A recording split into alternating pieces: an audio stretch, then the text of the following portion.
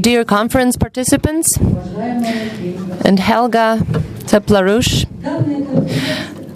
this conference has created a unique information platform for exchanging opinions for scientists and specialists from different countries and continents in this complicated pre-war situation. We received an opportunity to offer a way to preserve peace and also change the world by providing sovereignty and political stability and improving the quality of life for nations all over the world. And for us, citizens of the Ukraine, these questions are especially acute. Ukraine today is permeated with blood from the civil war. Ukraine is experiencing colossal human and economic losses and is in the clutches of a neo-Nazi dictatorship, which is being used in attempts to detonate a World War III, a nuclear World War III. Our country is endowed with an excellent climate. 20% of the planet's black earth soil areas, a unique strategic location, a highly skilled and educated labor force. And Ukraine has obediently and scrupulously fulfilled the conditionalities for 22 years attached to IMF and World Bank reforms. For 8 years, it has been abiding by the trade rules of the World Trade Organization. And this year, the Ukraine signed an association agreement with the European Union. So now our country is careening into the abyss and toward disintegration and self-destruction. In 2013, the GDP of Ukraine stood at only 65% of its 1919 level. And during the present year, 2014, the decline is continuing. In the first quarter, it fell by 1%, and in the second quarter, by 4.7%. And the projected year-end decline in GDP is 10%. The Ukraine's gross foreign debt is increasing rapidly. Just recently, it was... it's expected by the end of the year it will have risen by 102%. In the first 8 months of the 2014, industrial production fell by 7.8%, and the hryvnia has devaluated by more than 60%, and with 90% inflation that period. The civil war has compounded the economic crisis. And military spending is devouring the lion's share of budgeted government spending, and wages, pensions, and entitlements remain frozen, while prices and utility rates have risen by 40% so far this year. The standard of living since the beginning of the year has fallen by 30%. 78% of the population of Ukraine is living below poverty level. Instead of the European values that have been promised, the rule of law, freedom of speech, freedom to demonstrate peacefully, the right of life, security, dignity, the right of the people to express their will through voting. Instead of all of this, the Ukraine has a neo-Nazi dictatorship, and Hitler's allies are now heroes. And school books, media broadcasts, and university books are filled with this, and it's all in the media, and that's how the new so-called European format is presented, and also the corruption in the Ukraine.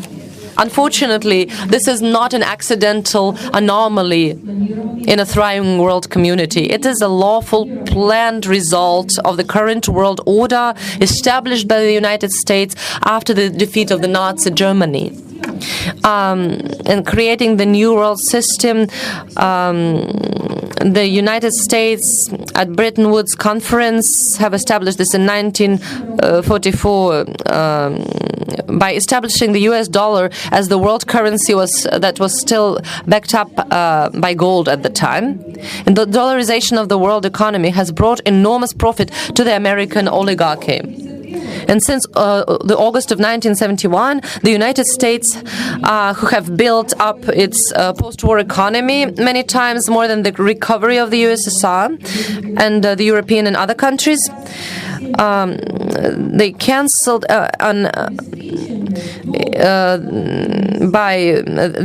the dollar's backing by gold, brazenly cancelled it. Who could object to them?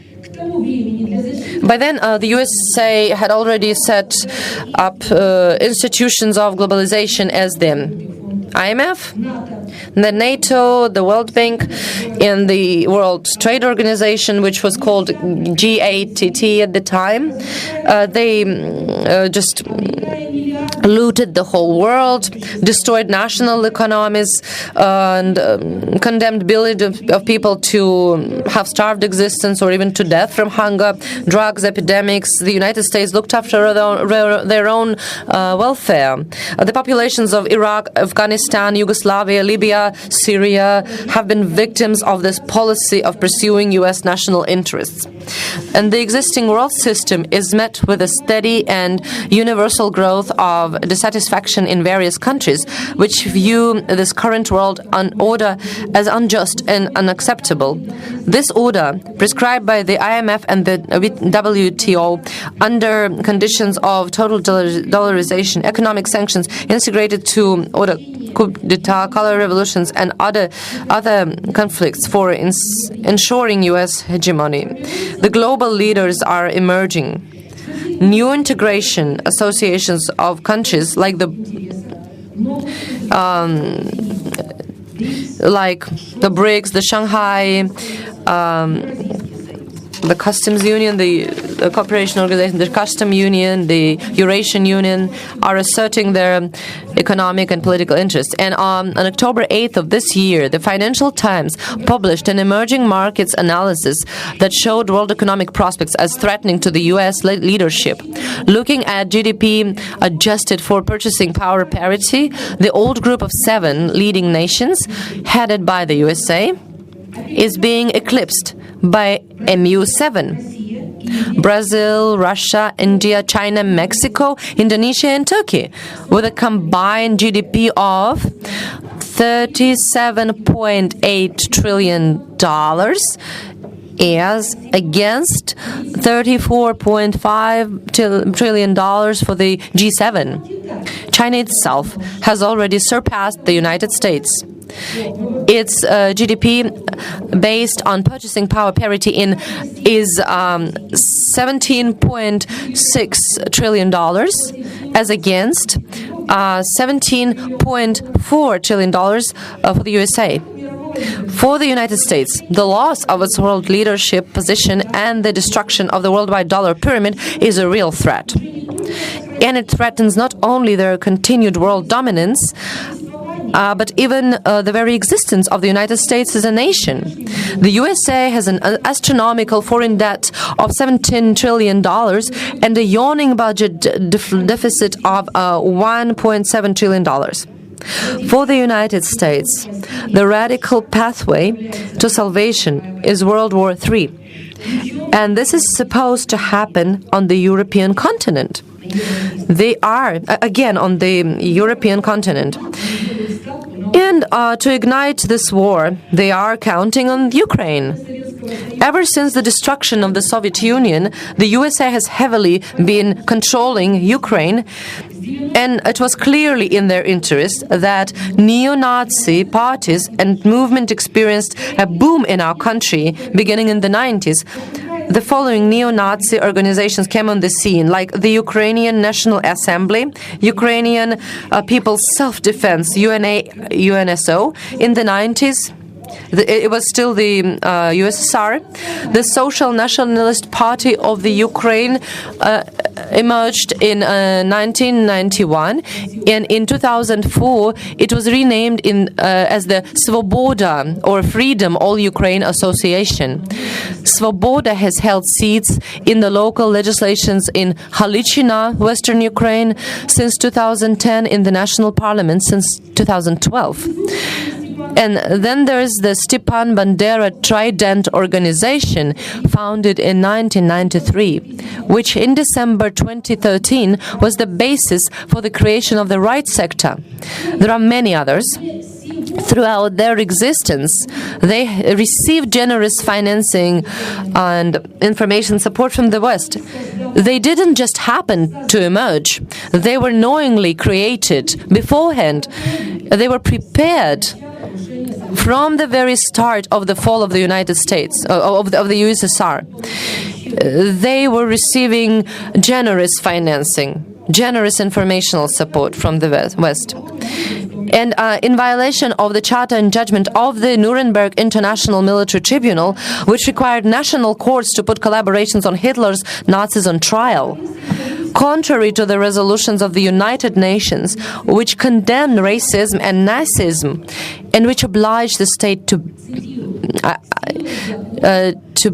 ban any advocacy of national, racial, or religious hatred, and to make such advocacy a punishable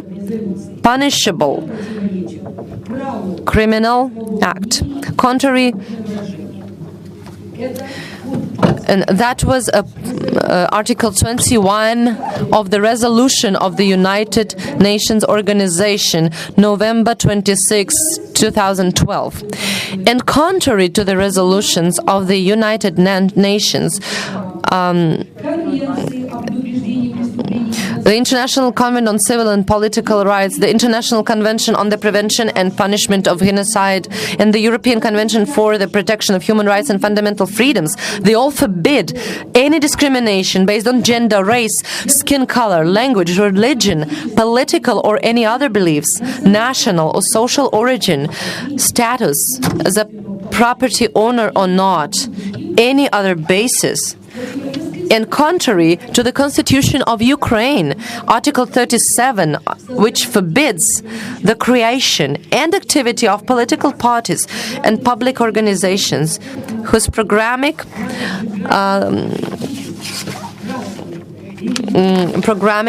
goals of actions are aimed at inciting inter-ethnic, racial, or religious enmity.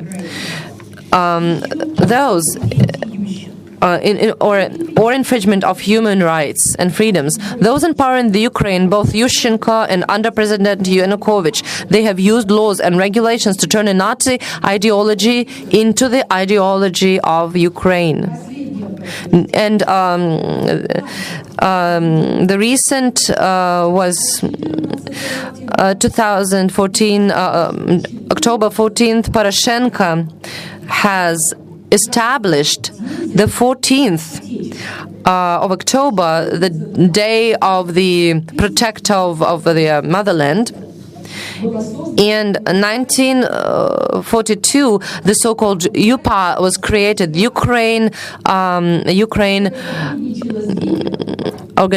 Ukrainian organization that cooperated with Hitler, that is all drained in blood, and there was a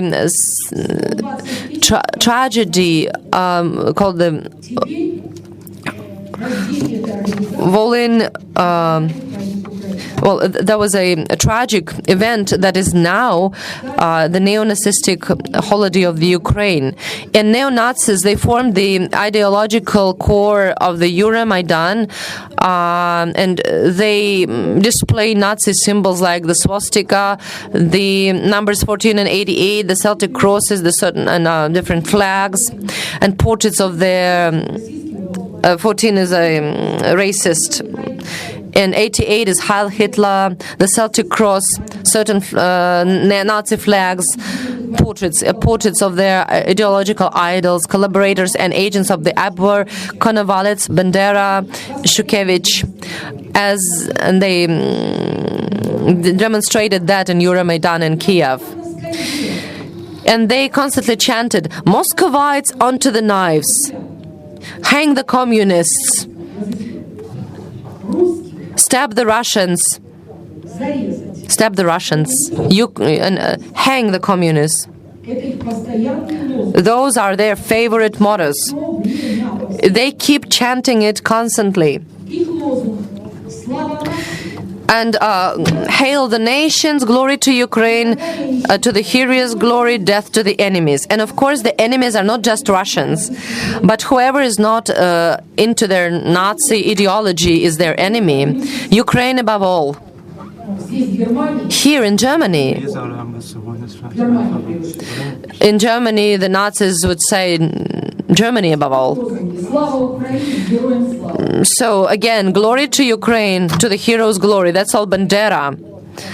And we have a book where we show pictures of the Euromaidan in Kiev.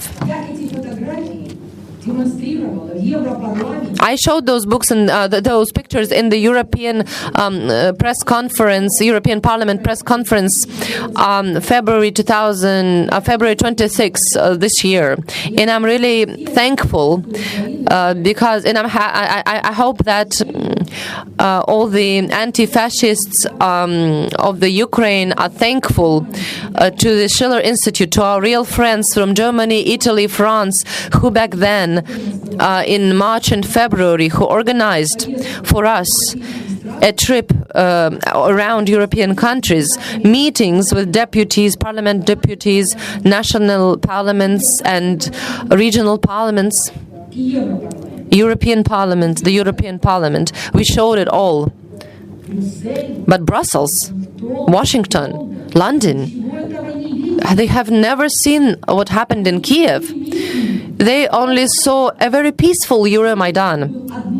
It was peaceful for a week, from November 23 to November 29.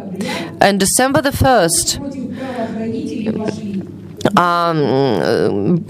stones were thrown, baseball bats, fires, Molotov's cocktails, chains were used, and then guns, shooting guns. But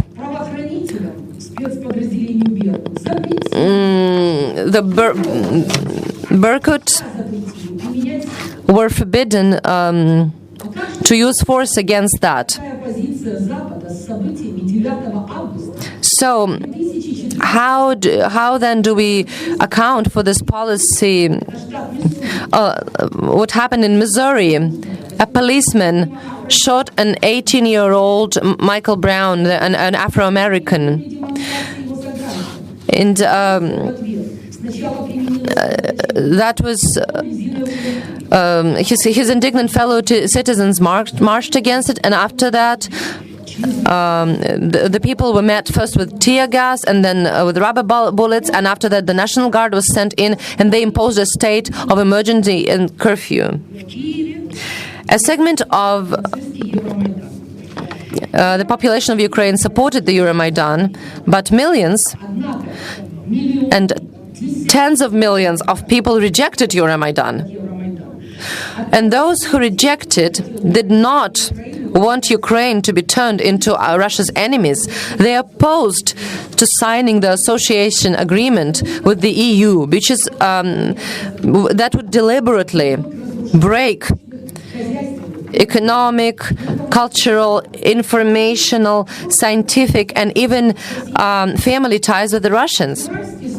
A poll that was done in February 2014 by the Democratic Initiatives Foundation clearly showed that only 16.8% of Ukrainians completely supported the actions of the demonstrators, and so 16.8% of the Ukrainian citizens supported Euromaidan in Kiev. And so then we decided to make a regional poll.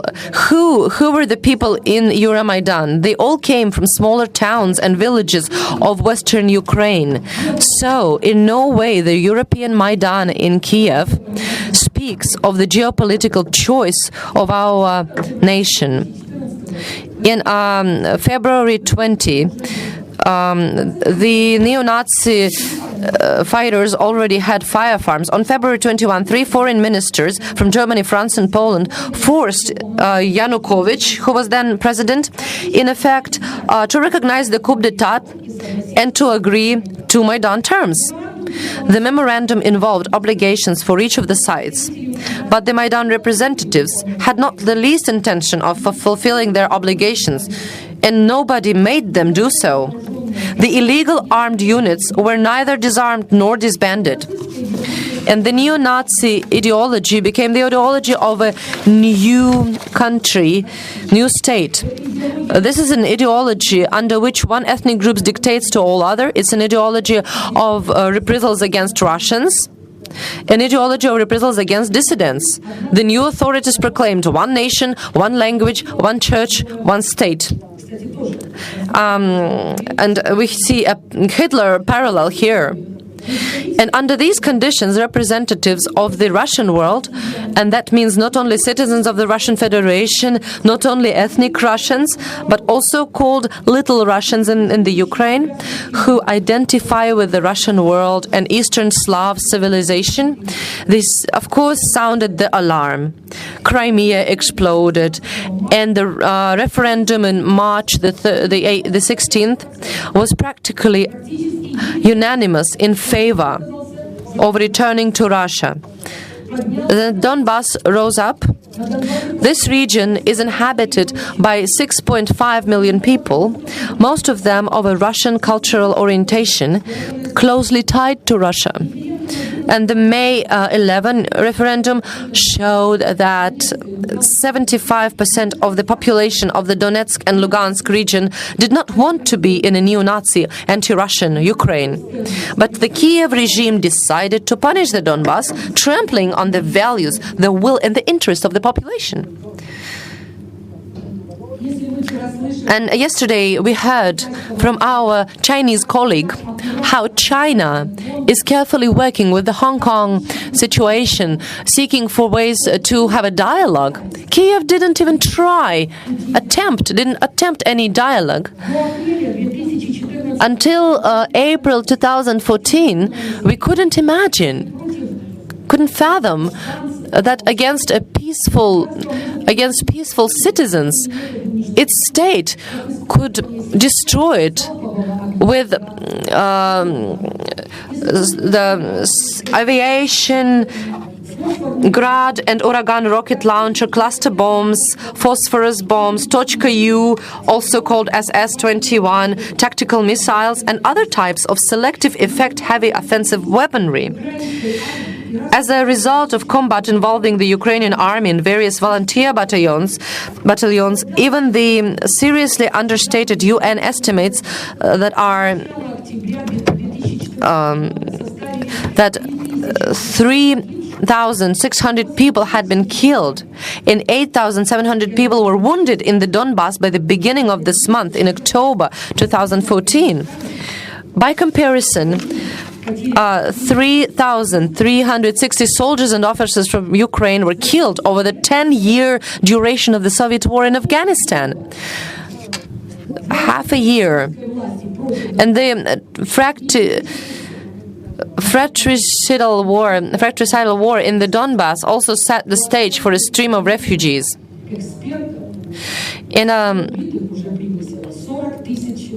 Actually, all the data is incorrect, because we have like 40,000 people that have been killed. In Donbas, also a lot of refugees, like 1 million people who have taken refuge in Russia, and like 300,000 are in other regions of Europe. Ukraine's problems today are not limited to Donbas. Broadcasting by all Russian TV channels is turned off. An increasing number of films and TV series from Russia are being banned. The phenomenon called garbage lustration is growing rapidly. This refers to street actions in which, without any investigation or trial, elected representatives and other officials are beaten up and then thrown into garbage dumpsters. Slanders are spread against people that regime doesn't like. This affects not only members of political parties or public activists and bloggers, also people who are merely active in online social networking. This happened, for example, in 2014 outside the Supreme Rada Parliament in Kiev. When a man was kidnapped, nobody can find him. There's a journalist who was kidnapped.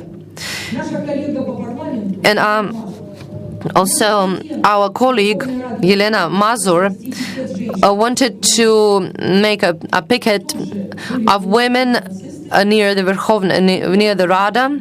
And of course, the women were beaten up. The police came and they arrested, beaten up Yelena Mazur and everybody else. And now she's in hospital and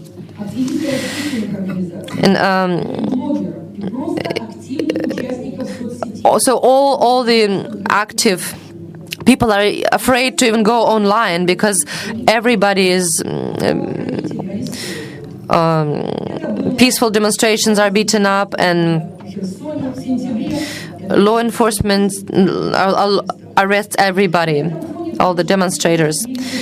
And militarization is growing against this background.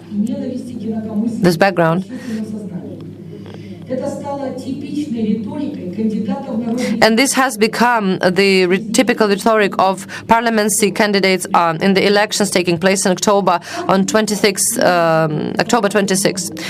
Farion of the Svoboda Party, for example, as she was speaking in September to the fighters of the siege battalion, declared that Ukraine should become the cutting edge of World War III, emphasizing that this cutting edge must be victorious.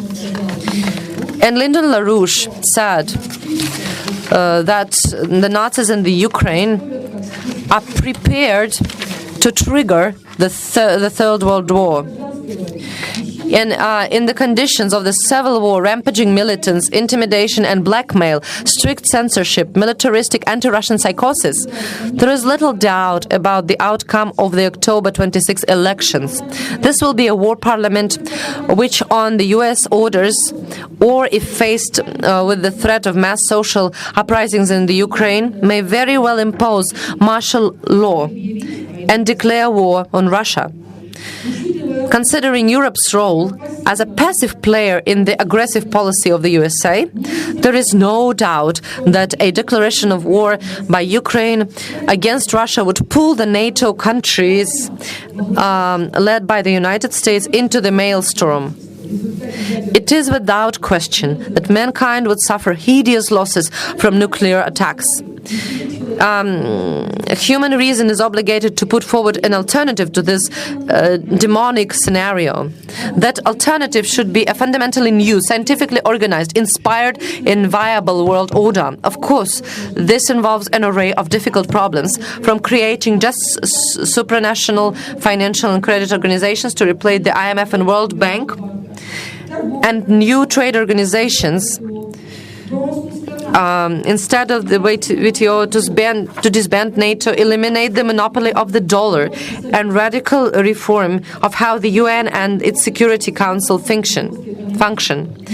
And these global issues cannot be addressed without growth of the economic, energy, and financial cloud of the developing sector. And that, in turn, requires implementing major international investment projects. The Chinese New Silk Road project is of special interest. Creating the New Silk Road is a strategy for the radical transformation of the Eurasian continent. This project can be a powerful impetus to scientific research, the development and implementation implementation of innovative technologies for building high-speed railways, the creation of related modern infrastructure, expanded cooperation in trade, tourism and culture, and fruitful coordination among Eurasian countries on ensuring public safety. And without a question, implementation of this project will strengthen the world's new leading countries and move toward a fundamental change of world monetary policy through de-dollarization and the transition to using national currencies in trade among them. The new Silk Road project is also extremely promising for Ukraine. The ancient state of Kiev and Rus controlled the route from the Varangians into the Greeks, which was called. It connected the northern Russian lands through Kiev with Tsargrad or Constantinople. Likewise today, Kiev ought to be interested in developing its transport arteries, which would enable Ukraine to make effective use of its geopolitical advantages, becoming a European transit country. Participation in the Chinese project ought to prod Ukraine in the direction of developing science-intensive, high-technology manufacturers, which would shape a different, highly developed Ukrainian economy in the future. This could put a stop to any further deterioration of our country's scientific, technological, intellectual potential and become an effective way to combat mass unemployment, poverty, and degradation and flight of the workforce. It would be a shame to miss this opportunity for the Ukraine. It would be a shame if the forces of war, evil, and the oligarchies in insatiable greed prevail in the Ukraine, prevail over the forces of good, reason, and creativity. It would be a shame, because this chance for the salvation of Ukraine will be available only if the public consciousness is protected against Nazi ideology and propaganda, and the political life of our country will be cleansed of neo-Nazi parties and movements. This can only be accomplished through the joint efforts. Ukraine can't do it alone. It's not just Ukraine's problem. It can be only done if Russia and Europe unite its efforts. The norms and principles of international law not only allow that to be done, they demand that it be done, invoking the memory of the 50 million dead of the Second World War. And what is needed is the political will. Also, I would ask to show pictures and video documents that has happened, something that happened in the Ukraine 5 days ago, on the 14th of October 2014. Please, pictures and photographs and video.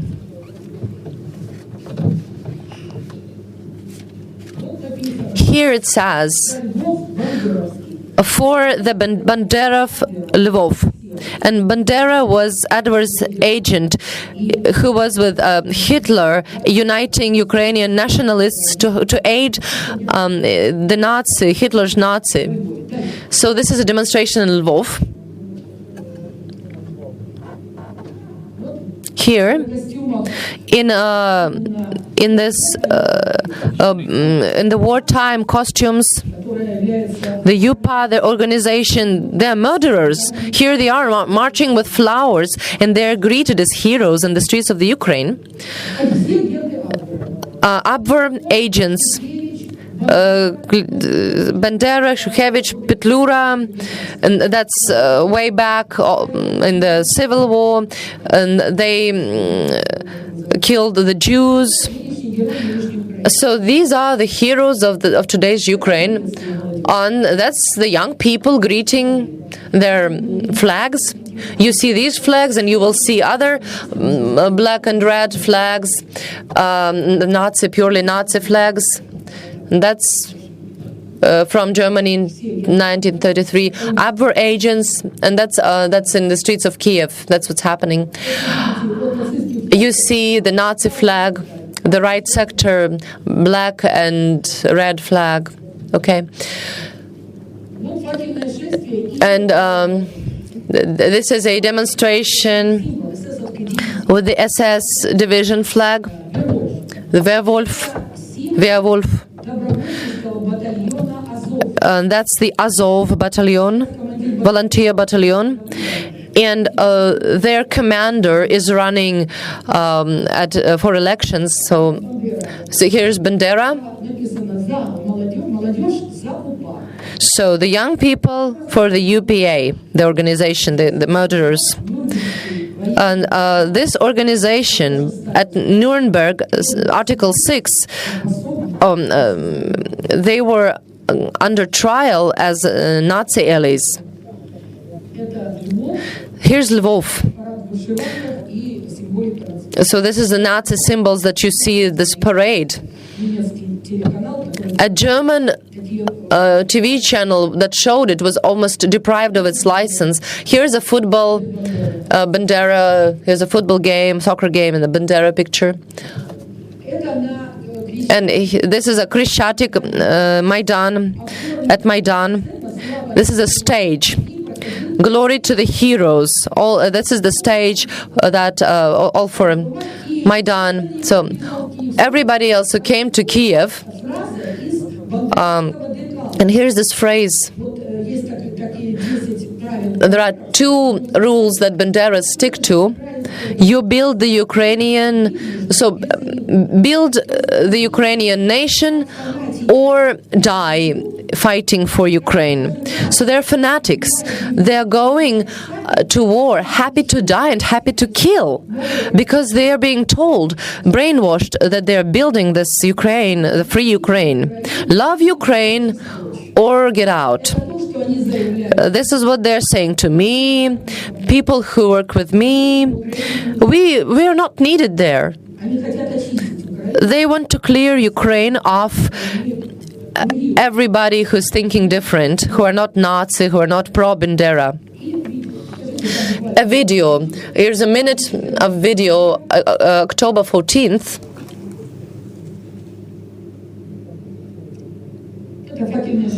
So you see, October 14th is a demonstration with torchlights. It's Kharkov, Dnepropetrovsk, Lvov, Kiev, Ivano-Khankovsk, Odessa, Cherson, Kramatorsk, Slavyansk, Chernigov, and other cities. So many cities. We have a video, supposed to have a video. So demonstrations that you see, all the October 14th.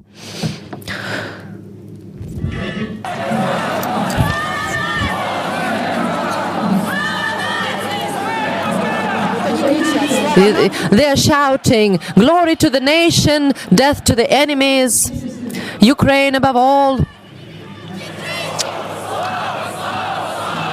So they're shouting, glory, glory, glory.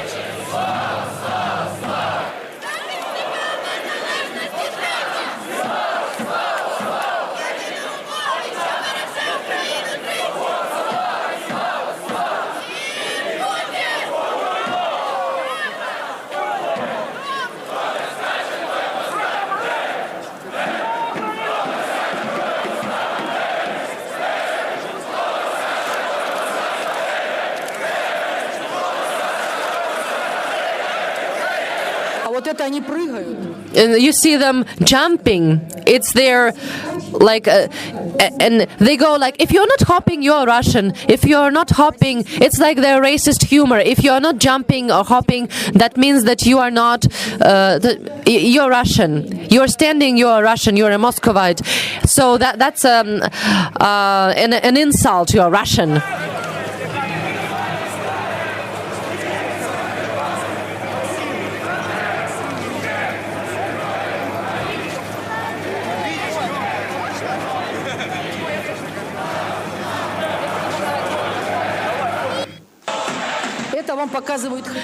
And now you see Kharkov and Kiev. You probably have seen on Chronicles TV the fires that they started, the burning tires, throwing stones at the windows of the parliament. So this is Kharkov for you.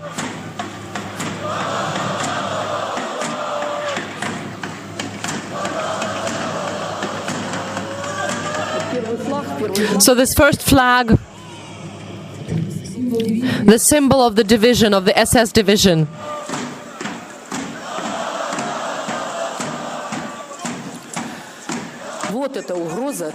This is the threat of the Third World War, something that I want for all of our countries, all the humanity to avoid. Thank you.